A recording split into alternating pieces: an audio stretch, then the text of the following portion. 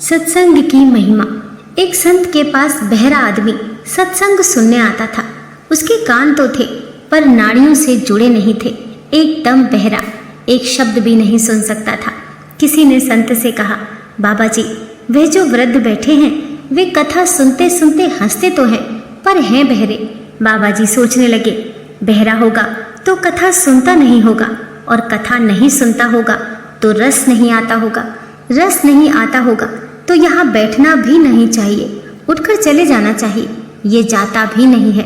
बाबा जी ने इशारे से उस वृद्ध को अपने पास बुला लिया। सेवक से कागज कलम मंगाई और लिख कर पूछा, तुम सत्संग में क्यों आते हो?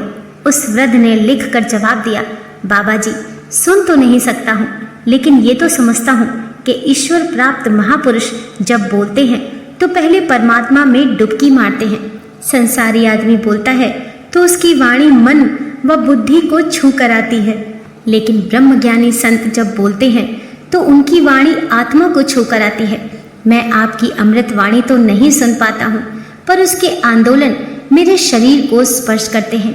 दूसरी बात, आपकी अमृत वाणी सुनने के लिए जो पुण्यात्मा लोग आते हैं उनके बीच बैठने का पुण्य भी मुझे प्राप्त होता है।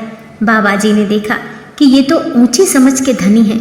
उन्होंने कहा, मैं ये जानना चाहता हूँ कि आप रोज सत्संग में समय पर पहुँच जाते हैं और आगे बैठते हैं, ऐसा क्यों? उस वृद्ध ने लिख कर जवाब दिया, मैं परिवार में सबसे बड़ा हूँ। बड़े जैसा करते हैं वैसा ही छोटे भी करते हैं। मैं सत्संग में आने लगा तो मेरा बड़ा लड़का भी इधर आने लगा। शुरुआत में कभी कभी मैं बहाना बनाकर उसे ले आता था। मैं उसे ले आया तो वह अपनी पत्नी को यहाँ ले आया, पत्नी बच्चों को ले आई। अब सारा कुटुंब सत्संग में आने लगा। कुटुंब को संस्कार मिल गए। ब्रह्मचर्चा, आत्मज्ञान का सत्संग ऐसा है कि ये समझ में नहीं आए तो क्या, सुनाई नहीं देता हो तो भी इसमें शामिल होने मात्र से इतना पुण्य होता है कि व्यक्ति के जन्मों जन्मों के पाप ताप मिटने लगते हैं, पूरे परिवार का कल्याण होने लगता है। फिर जो व्यक्ति श्रद्धा एवं एकाग्रता पूर्वक सुनकर इसका मनन करे, उसके परम कल्याण में संशय ही क्या।